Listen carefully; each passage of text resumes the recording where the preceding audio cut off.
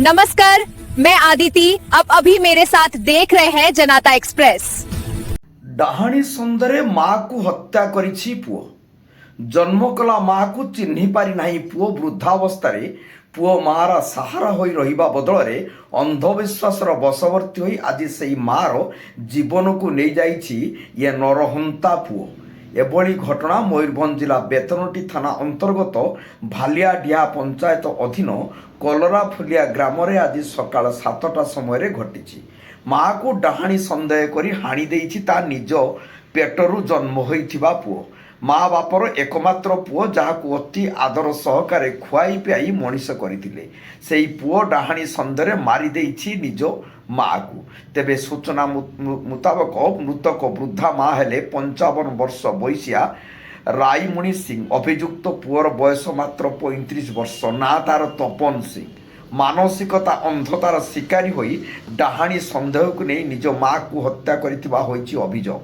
ଘଟଣା ପରେ ଘର ବାରଣ୍ଡାରେ ରକ୍ତ ଜୁଡୁବୁଡୁ ମୃତଦେହ ପଡ଼ି ରହିଥିବା ବେଳେ ସମଗ୍ର ଗ୍ରାମରେ ଆତଙ୍କ ଓ ଭୟର ବାତାବରଣ ସୃଷ୍ଟି ହୋଇଛି।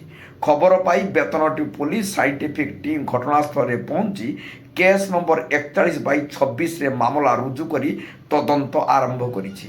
ମୃତଦେହକୁ ଜବତ କରି ପୋଷ୍ଟମର୍ଟମ ପାଇଁ ପଠାଯାଇଛି।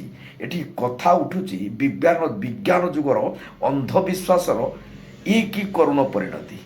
ନିଜ ଜନ୍ମ କଲା ମାଆକୁ ଯିଏ 10 ମାସ 10 ଦିନ ଗର୍ଭରେ ଧରି ଜନ୍ମ କରିଥିଲା, ସେହି ପୁଅ ଅନ୍ଧବିଶ୍ୱାସରେ ଆଜିର ଦୁନିଆରେ ଅନ୍ଧବିଶ୍ୱାସରେ ବଶବର୍ତ୍ତୀ ହୋଇ ନିଜର ମାଆକୁ ହାଣି ଦେଇପାରେ। ସତରେ ଏହା ସମାଜ ଉପରେ ଏକ ଭୟଙ୍କର ପ୍ରଶ୍ନ। କେତେ ଦିନ ପରେ ସଚେତନ ହେବ ଏଭଳି ଲୋକ।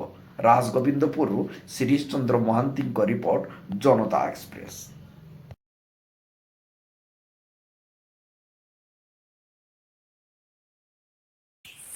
हेलो दोस्तों, मेरे चैनल को लाइक सब्सक्राइब जरूर करना